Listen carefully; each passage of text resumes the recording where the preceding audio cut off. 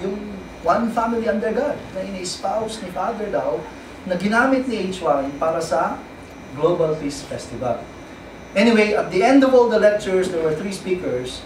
Michael stood up. Puro Pilipino? Hindi, puro Korean. Sila Insuk, Che, Kim Jong-un, at saka Aya Goto, at saka may pa isa. 4 sila lahat. But after all of them spoke, hindi pa kami tapos, Michael stood up. He brought a piece of paper. Sabi niya, this came from the internet. And then he started reading the information. In that letter, sabi doon, that Father is angry because H2 was inaugurated as the chairman of UPF. The new chairman. Sabi dun sa letter na yun. And then sinasabi pa doon na bakit pinayagan na i-launch o inaugurate si H2 as the chairman. Tapos lumabas pa dun sa susunod mga sentence, kaninong idea ito? Is it your idea, Dr. Sok? Pinapagalitin si Dr. Sok. Dumating pa, is it your idea, True Mother? Sabi dun sa letter na binabasa niya. And then he appointed one Korean elder who will investigate this issue. And then, end of the letter. Tapos in-explain niya, I have always had this feeling from the beginning, sabi ni Mike, na True Mother is really supporting the youngest and he does not like the eldest. Anyway, so that meeting was kept secret from Dr. Yong. He does not want that these stories on this meeting would be known by Dr. Yong. Pero that same night, hindi siguro natawagan yung mga kinakatakutan niya magsusumbong, meron pa rin nagsumbong sa kanya. Kaya yun ang nangyari. The following morning, Dr. Yong was mad at the phone, saying, why did you do this? I'm going there. We will have a meeting as soon as I arrive. So galit na siya. Parang si Dr. Yong was all trust. Sabi niya pa, you know, when I reported to Father about Michael's comment that he's now going to support Father, Father was clapping his hands and happy. Father, sabi ni Dr. Yong, Philippines is going to unite with your direction. They will not support GPC. Then, pumapalakpak si Father naman. Very happy. Pero ito nangyayari sa Pilipinas. Anyway, so nung nangyari yon, so he's waiting for his plane to Manila. Meron pa isang nangyari that morning, before lunch. Ako, si Vino, si Ate Shirley, si Mrs. Lorenzana, and Michael, 5 kami. We were brought to a place in front of Burger King na kung saan merong hotel doon na bago. We entered the place, we entered the room of Ayagoto, and Ayagoto was talking to H1 over phone sa internet. And then may telephone doon sa gitna, naririnig namin yung boses. And then sabi niya, Yanjinim, Michael and his group is here. Yun na kami. And then, okay, Michael, who is there? Tapos pakilala kami sa isa. Tapos pakilala, okay, listen to me. Tapos nag-explain na siya. GPC is very important because this is following Father's will and fulfillment of one family under God. We need to do this.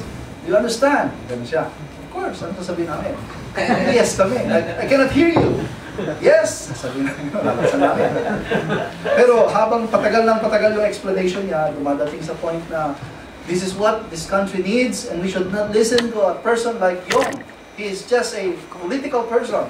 He is just keeping his position. Yan ang mga ang sinasabi niya sa amin. And then finally, before siya matapos, sinasabi niya yung, do you want to take ownership? Are you true leaders of this country? Do you love this nation? Of course, sasabihin namin, yes. So parang nag-commit na naman kami sa kanya. Yun ang heart ng ng mga Pilipino rin. When we listen to true children, especially H1, who is the eldest. We have like 10 years of working with him. So whenever he speaks, we listen to him like we speak to true Father. Pero after lunch, ito na.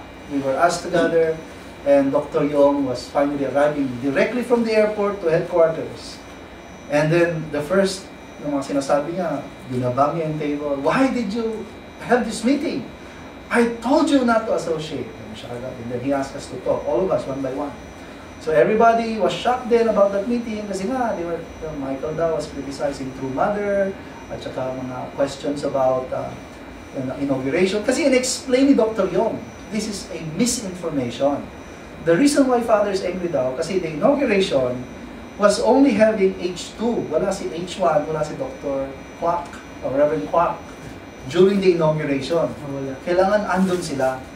But actually, ang reality pala, they were told to join and to come and to attend, but they did not. Siguro they refused to come. Kaya, ganon. Naging isang side lang ang na-launch. Walang turnover actually. Yun ang kinakagalit na Father. Hindi dahil sa launch si H2. Si Father ang decide to launch H2. And nakalagay pa rin sa letter na yon to bring back H1 and Reverend Kwak as the chairman. Which is absolutely not true daw, sabi ni Reverend Kwak. So yun ang mga stories, no? Pagkatapos, nung dumating na sa side ko, sinare ko rin yung telephone conversation kasi bago lang yun eh. And then sabi niya, yes, I know. Parang, hindi ko alam kung paano nalaman, pero he also know about this telephone conversation. Somebody must have told him that also. And then sabi ko, whenever I listen to H1, I feel I wanted to support him. I wanted to, parang nag-burn yung heart ko na gusto ko siyang tulungan din. Kaya, nung sinabi kong gano'n, nagkaroon siya ng, natapos na lahat, then Dr. Yong announced his plan. Sabi niya, so that you will not join itong GPC, we will gather in Tanay, and we are going to do our year-end conference. And then for Mike, para hindi siya makausap, kasi nga, kung ako, I am affected by speaking to H1, how much more? Kasi ako, hindi ako talaga, I did not really work with H1 directly. Michael is like sometimes talking to H1 by cell phone. He knows him more than anybody in the Philippines. And he's most attached to him, I think. Dahil he has like 10 years of working with H1, sino si Dr. Yong? He has 1.5 years working with Dr. Yong. Kaya, pagka kinausap siya, surely he would lose again his determination to follow Father's will. Kaya ang direction, I will hold on to your cell phone. From now on, you will not communicate with all the H1 people. And, sabi pa niya, pag hindi ka na matawagan, syempre, pwede ka rin lapitan.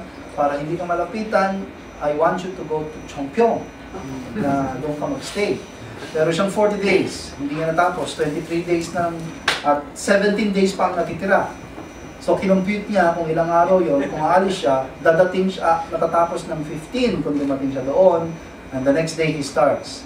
So, plus 2 days, he would be leaving Korea dapat 17. And that time, tapos na ang GPC. So if he's there, he cannot mobilize, he cannot join, he cannot work, he will nowhere to be found, but he will be in Chongpyong. Anyway, so yun ang conclusion ng meeting na yun. Binigyan pa siya ng cash na nasa envelope kasi sabi ni Dr. Yong, I heard about your eyes and your problems of kidneys, so go to the main hospital dun sa Chongpyong, yung Chongshin, no? So have yourself checked and then tell me if you need more. I will be happy to support you. Maganda ang separation. So, the next thing we know, sasakay na siya sa sasakyan, and then sabi niya pa sa amin, and then before that, sabi niya pala sa meeting, if this, I'm very sad in doing this, but I'm doing this for the sake of my country, for the sake of the country, for the sake of the Philippines. Tapos nung malapit na siyang sumakay doon sa van, papunta ng airport, sabi niya, please pray for me. Kaya in-accept niya yung faith na yon. He went to the airport, the next thing we know, nagpunta na siya ng Korea. Chinek pa yung immigration, talagang umalis siya. Chinek yung immigration sa Korea, talagang nakarating siya. Pero, on the first day, hindi siya pumunta ng Chongpyong. He stayed in Seoul with some sister daw. And according to his sharing later, he was sick with fever daw, kaya he decided to rest muna before going to Chongpyong. Anyway, so, nung nangyari yon, that was already November 23. November 23. Pagkatapos, nung nandun siya sa Korea, merong nangyaring incident din. Nung dumating siya sa Chongpyong, sabi niya, I think he went to a Mogyoptang, parang yung onsen dito. And then, he decided to eat because he was so hungry. He could not eat the night before. And then he went inside. When he was there, he was about to register when somebody told him that Peter Kim is here in Chongpyong. And then, nung narinig niya yung salitang